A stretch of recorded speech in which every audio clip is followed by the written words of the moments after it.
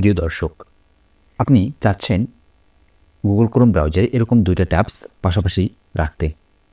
একটাতে আপনি আপনার ক্লাস দেখবেন আর পাশে আপনি নোট করবেন। এরকম একটা অবস্থা ক্রিয়েট করতে।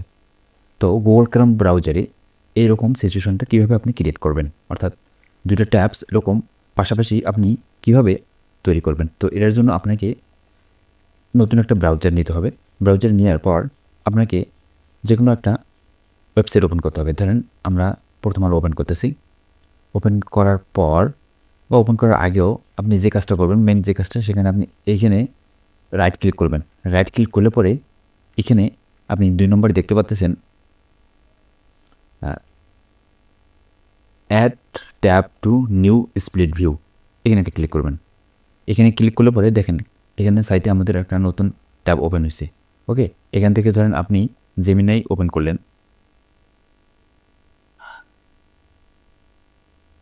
তো দেখেন এভাবে মূলত আপনি এরকম একটা ট্যাবকে ২ ভাগে বিভক্ত করে আপনার কাজটাকে খুব সুন্দর এবং সহজ ওয়েতে আরও করতে পারেন। ঠিক আছে? তো এভাবেই মূলত গুগল ক্রোম ব্রাউজারকে আপনারা একটা ট্যাবকে ২ ভাগে বিভক্ত করতে পারেন। ঠিক আছে?